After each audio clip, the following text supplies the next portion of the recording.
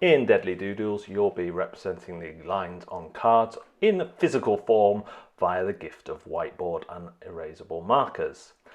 Mostly you'll be drawing lines, but should a trap come up, you can draw an X on your board, which will cause other players to lose points should they use the same space. You're trying to get gold, the dragon will double your gold, and you can get monsters as long as you touch the weapon with the same letter on. You can use any of the entrances, but any you don't use will give you bonus points. Most points wins! Hello and welcome to another Board Deck and Dice review on Zatu Games. Today we're looking at Deadly Doodles from Steve Jackson Games, and this is a roll and write game without the rolling. Instead you're revealing cards. It is a pathfinding game where you are trying to get through the dungeon and collect treasure and destroy monsters, but you can only destroy monsters if you make a path to the correct letter or weapon. So if I want to kill monster A, I have to get to axe A, for example. It is very enjoyable. It works for families and for game groups, and it comes with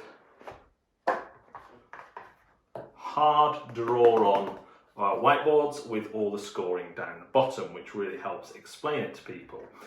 However, that does come with a disadvantage. These whiteboards are obviously thick and wipeable, but it means that there's less of them in the game. So you only ever have one layout to do in the game. And unlike something like Railroad Ink, which I would directly compare this to, that is already covered, it's already pre-set up. So you don't set one up for your friend, for example, or you don't all agree or roll some dice to decide where to put walls and treasures and things. And obviously there's disadvantages to that as well, because this means you set up, you just go like that. If you're having to set up a dungeon randomly each time, that would take setup time. But it does limit the game because for the similar price to Railroad Ink, you're getting one dungeon. Now the variety obviously comes through the cards that you draw and the routes that you can plan. And you're a little bit freer than you are in Railroad Ink because you don't have to keep just one route across the map. You can start one here, then one here, but you do get points for each entrance you haven't used at the end. So it is worth not using all the entrances. It is a neat little roll and write, and one, if you don't have Railroad Ink, that's definitely worth checking out. One, if Railroad Ink doesn't do it for you, the train theme versus the dungeon theme, there is an expansion that has been launched for this on Kickstarter and will be coming to retail, so there are new things coming for Deadly Doodles. So I don't really have a lot more to say than that. It does what it says on the tin. You're going to be drawing cards, drawing on lines. There is some interaction with other players. When you draw a certain card, you're going to draw an X on your board, and if any other player goes through that on their board, then you will get points at the end. However, it's not clear about whether you're allowed to look at other people's. There's no shields to kind of block you looking, so that bit seems a little bit not quite thought out all the way, because you can like try and wait and see where people are drawing or see where they've drawn and then put an X there. And if someone sees you doing that, they might go, well, I'm not going to draw mine until you've drawn yours, and all that silliness. But it is an enjoyable 10-15 minute game that works. Like I say, Railroad Ink, I would struggle perhaps to explain that to some younger children, whereas this has a bit more of a fun theme for them.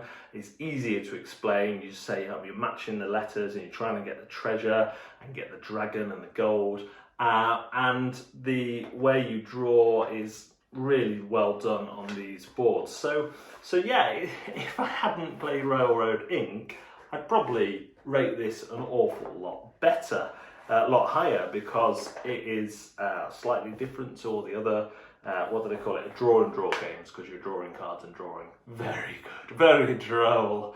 But for me, it doesn't quite pip Railroad Ink.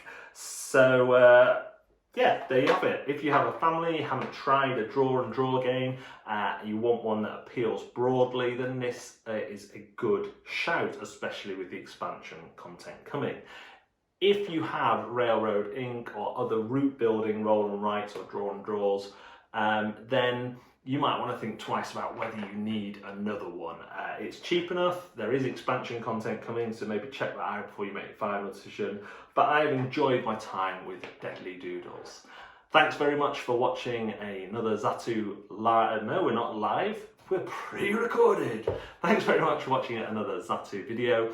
Please subscribe and hit like on the video before or below. Turn on notifications, all that stuff, so that you don't ever miss one of our videos. Thanks very much for watching, and we'll see you next time. I